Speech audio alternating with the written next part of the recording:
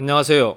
이 시간에는 현재 경매가 진행되고 있는 물건 중에서 입찰해서는 안 되는 물건에 대하여 알아보겠습니다.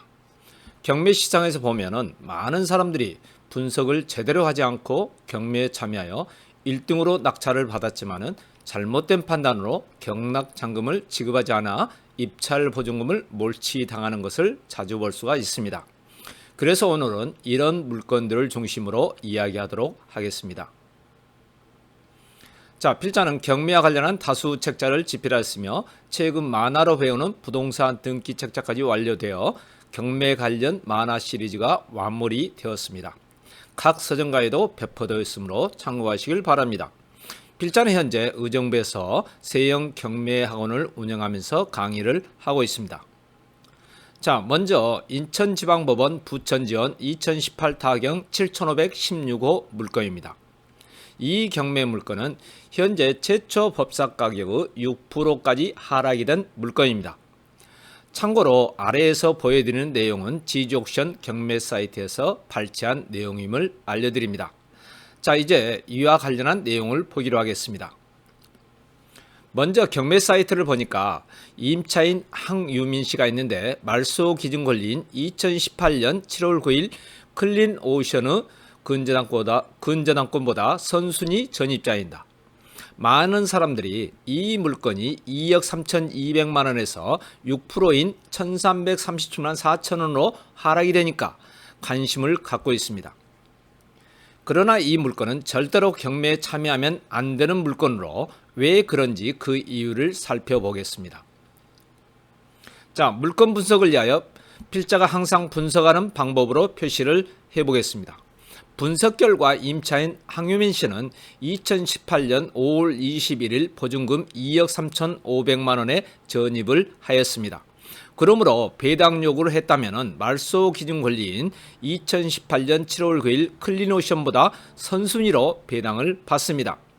그러나 임차인 항유민 씨는 배당 요구를 하지 않았기 때문에 낙찰자가 임차인 항유민 씨의 보증금 2억 3,500만 원 전액을 인수해야 합니다. 그러므로 금차 법사 가격인 1,337만 원의 경락을 받는다고 해도 2억 4,837만 원의 경락받는 결과가 되어 감정 가격이 2억 3,200만 원보다 높은 가격에 낙찰받는 결과가 됩니다. 그러므로 이런 물건은 현재의 시세가 2억 4,837만 원보다 월등히 높으면 몰라도 절대로 경락받아서는 안 되는 물건입니다. 자, 다음은 인천지방법원 2019 타경 24,874호 물건입니다. 현재 이 물건은 최초 법사 가격의 70%의 경매가 진행되고 있습니다. 또한 이 물건은 임차인과 관련하여 많은 생각을 해야 하는 물건이기도 합니다. 많은 경매 사이트를 보면 이 물건에 대한 소개가 나와 있는데 현재의 시세, 위치, 미납관리비 등에 대해서만 나와 있고 임차인에 관한 설명은 거의 없습니다. 필자가 왜 이 물건을 경락받아서는 안 되는 물건을 했는지 그 이유를 보도록 하겠습니다. 자, 이 물건의 현황을 보니까 오원석 씨가 전입이 되어 있는데 임차 보증금 등은 전혀 나와 있지 않고 전입일자만 나와 있습니다. 물론 전입일자가 말소 기준 권리인 2014년 10월 31일의 LE 대부 근저당권보다 먼저 전입을 하였습니다. 자, 전입세대 열람 내역을 보니까 임차인 오은석 씨는 채무자 겸 소유자 윤영미 씨의 동거인으로 되어 있습니다. 과연 이런 경우는 어떻게 분석을 해야 하는지 보겠습니다. 먼저 법원 경매 정보의 당사자 내역을 한번 보겠습니다. 확인 결과 오원석 씨는 임차인이라고 표시가 되어 있습니다.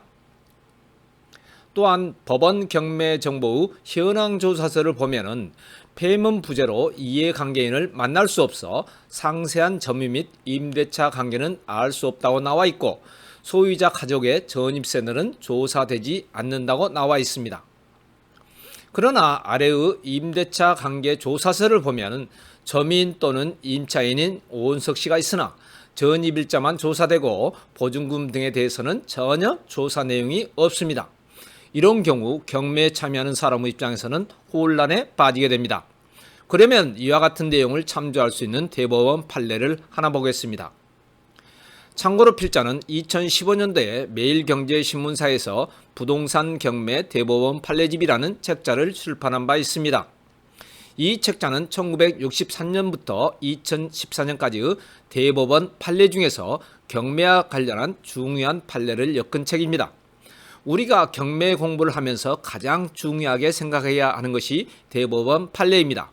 그래서 필자는 오랜 시간을 투자하여 이 책자를 출판한 것입니다.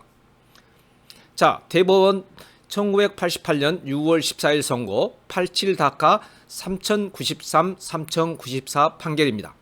이 판결문을 그냥 나열해 드리면 이해하기가 쉽지 않기 때문에 필자가 알기 쉽게 풀어서 설명을 하도록 하겠습니다. 임대인 갑과 임차인 을이 임대차 계약을 체결하였습니다. 그러나 임대차 계약자인 을의 사정으로 인하여 을은 임차한 주택에 대한 전입을 하지 못하고 임차인 을의 동생 병을 세대주로 하고 을의 가족을 동생 병의 동거인으로 하여 전입을 시켰습니다. 이럴 경우 을의 임대차는 주택임대차보호법상 보호를 받을 수 있느냐 없느냐가 문제가 된 사건입니다. 결론은 임차인 을의 대항력을 인정해 주는 것으로 판결이 났습니다.